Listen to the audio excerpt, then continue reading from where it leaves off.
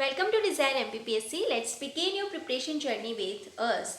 तो आज MPG के चैलेंज का पार्ट 2 है, टॉप 10 MCQs। इसमें आपको क्विक रिवीजन होगा, आप अपनी तैयारी जान सकते हैं और आप प्रैक्टिस भी कर सकते हैं। न्यू जो चैलेंज है वो एवरी फ्राइडे 10 AM को आएगा। सो अपनी कॉपी और पेन लेके बैठ जाइए। ऑल द बेस्ट आप सभी लोगों को। चलिए स्टार्ट करते हैं। पहला क्वेश्चन, निम्नलिखित में से कौन मध्य प्रदेश के तीसरे मुख्यमंत्री थे? ए कैलाशनाथ काटजू, बी भगवंतराव मंडलोई, सी पंडित द्वारिका प्रसाद मिश्रा या डी पंडित रविशंकर शुक्ला। सो राइट आंसर अभी तक आपने लिख लिया होगा। राइट आंसर है कैलाशनाथ काटजू। मध्य प्रदेश के पहले मुख्यमंत्री पंडित रविशंकर शुक्ल थे। पहले राज्यपाल पट्टाभी सीतारमैया, पहली महिला राज्यपाल सरला ग्रेवाल और पहली और सिर्फ महिला मुख्यमंत्री Uma Bharti. Next question number second. जब तक मैं बोलूँगी और ऑप्शन बोलती हूँ उतना ही टाइम है आपके पास, आपको तब तक अपना आंसर सोच लेना है और लिख लेना है। मध्य प्रदेश में सिरोंज शहर भूकंपीय क्षेत्र वर्गीकरण किसके अंतर्गत आता है? ए क्षेत्र 1, ए बी क्षेत्र 2, सी क्षेत्र 3 या डी क्षेत्र 4। इसे जोन कहते हैं इंग्लिश में। अब तक आपने आंसर लिख लिया होगा। राइट आंसर है बी क्षेत्र 2। जो सिरोंज है, ऐसे जो क्वेश्चंस होते हैं इनको तुक्का ही मारना होता है, इन्हें याद करने की ज़रूरत नहीं होती है। जब एग्जामिनेशन हॉल में आए तो एग्जामिनेशन हॉल में आपको तुक्का ही मारना है। आप सोचो कि आपने ये जोन नहीं किए तो मत ही सोचना, नहीं किए तो नहीं किए। तो सिरोंज जो शहर है वो विदिशा में है। विदिशा, बेसनगर, गरुड़ स्तंभ और उदयगिरी की गुफाएं हैं विदिशा में। बेतवा नदी के तट पर है विदिशा, और विदिशा बेतवा नदी के तट पे है। और जो अशोक है उन्होंने विदिशा में जो देवी हैं, उनका नाम ही देवी है, शाक्य कुल की, उनसे विवाह किया था। उनके एक पुत्र और एक पुत्री थे, पुत्र महेंद्र और पुत्री संघमित्रा, जो कि बौद्ध धर्म का प्रचार किया था जिन्होंने बाद में। और बुद्ध ने बौद्ध धर्म का वो अपनाया है कलिंग वॉर के बाद। स्टार्ट करते हैं नेक्स्ट क्वेश्चन नंबर 3। चलिए, जैन साधु तरुण सागर का जन्म मध्य प्रदेश के किस जिले में हुआ था? ए देवास, बी मुरैना, सी दमोह या डी आगरमालवा। अब तक आपने आंसर सोच लिया होगा, लिख लिया होगा। राइट आंसर है दमोह। इसमें कुछ बताने वाला नहीं है, तो आगे चलते हैं। क्वेश्चन नंबर 4, भारत में निजीकरण किया गया पहला रेलवे स्टेशन कहाँ स्थित है? ए टारसी, बी गणेशगंज, सी हबीबगंज या डी खजुराहो। राइट आंसर लिख लिया होगा आप लोगों ने, सी हबीबगंज। कुछ चीज़ें होती हैं जिनमें हमें लॉजिक लगाना होता है, हमें ट्रिक लगानी होती है, थोड़ा सा माइंड यूज़ करना होता है। जैसे कि जो इंटरनेशनल इवेंट होते हैं, कुछ भी सेमिनार होते हैं, वो दिल्ली में होते हैं 90%। अगर एग्ज़ाम में कुछ नहीं आता तो आप दिल्ली लगा के आते हो, क्योंकि चांसेस हाई होते हैं। वहीं पे एमपी में कुछ भी स्टेशन में न्यू टेक्निक आती है, वो हबीबगंज में होती है। ISO प्रमाणित Habibganj, PPP model Habibganj, private Habibganj. अगर आपको याद है तो बहुत अच्छा है, लेकिन अगर आपको याद नहीं है तो आपको कुछ ना कुछ तो लगाना है, अपना पॉइंट तो नहीं गंवा सकते। तुक्के तो मारने हैं तो लॉजिकल तुक्के मारिए। चलिए क्वेश्चन नंबर 5, मध्य प्रदेश में जापानी औद्योगिक टाउनशिप कहाँ स्थापित की जाएगी? ए पीथमपुर, बी सिंगरौली, सी कटनी या डी बीना। अब तक आपने आंसर लिख लिया होगा। राइट आंसर है पीथमपुर। यहाँ पे आपको, अगर आपको नहीं पता, आप याद करके नहीं गए, कंफ्यूज हो रहे हो, तो थोड़ा लॉजिक लगाइए। जापान है ऑटोमोबाइल का सेक्टर, और जो पीथमपुर है वो भी ऑटोमोबाइल। मध्य प्रदेश का डेट्रॉइट कहते हैं भाई पीथमपुर को, धार जिले में है। कोई भी ऑटोमोबाइल है वो इन्वेस्ट करेगा एक ऑटोमोबाइल में, ठीक है ना। जैसे कि आप कोई एग्जाम्पल ले सकते हो कि अगर कोई सुनार है तो वो हीरा ही खरीदेगा, हीरे में ही इन्वेस्ट करेगा, कोई मिट्टी नहीं खरीदेगा।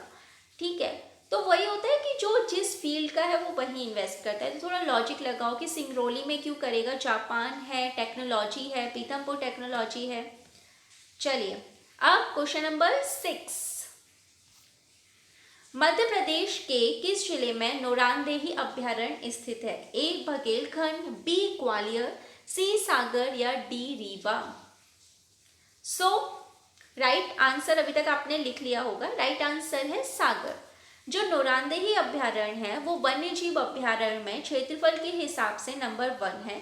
जो नेशनल पार्क में क्षेत्रफल के हिसाब से नंबर 1 है वो कान्हा है, जो कि मंडला में है, 940 वर्ग किलोमीटर।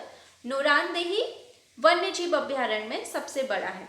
ठीक है, जो रातापानी वन्य जीव अभ्यारण्य है वो प्रोजेक्ट टाइगर में भारत और मध्य प्रदेश में शामिल होने वाला प्रथम वन्य जीव अभ्यारण्य है।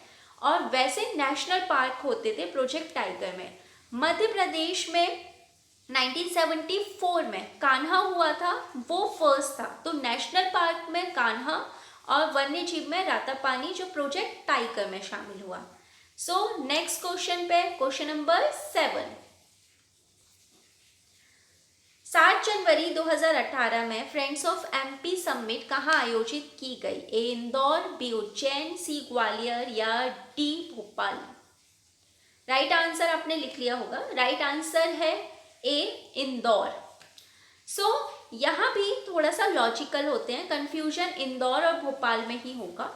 तो देखिए, फ्रेंड्स ऑफ एमपी समिट जो थी वो उद्योगपतियों को आकर्षित करने के लिए थी कि वो इन्वेस्ट करें हमारे यहाँ। तो जब भी आप किसी को आकर्षित करते हो आप अपना बेस्ट दिखाते हो। और जो इंदौर है वो तो भाई औद्योगिक नगर है, औद्योगिक कैपिटल है एमपी की, तो इसलिए आपने बेस्ट दिखाया कि इंदौर आइए, देखिए उद्योग है, क्लीन सिटी है, नंबर 1 का हमको दर्जा मिला है। ठीक है, और इन्वेस्ट करके चाहिए।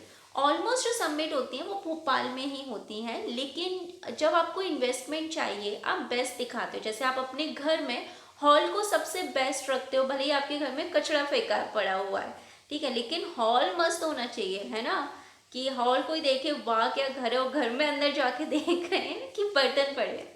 ठीक है, तो चलिए नेक्स्ट है क्वेश्चन नंबर 8, रानी अहिल्याबाई होलकर द्वारा संरक्षित रेशम और सूती धागे के साथ बने हुए कपड़े का नाम बताइए। ए महेश्वरी साड़ी, बी टसर साड़ी, सी बॉटिक्स प्रिंट और डी नंदना प्रिंट। राइट आंसर आपने लिख लिया होगा ए महेश्वरी साड़ी। यहाँ पे जो एग्जामिनर है उसने बहुत दूर दूर आपको ऑप्शन दिए हैं, उसने मध्य प्रदेश की साड़ी जो सारी साड़ियाँ होती हैं वो नहीं दी, जैसे चंदेरी है, बाग प्रिंट है।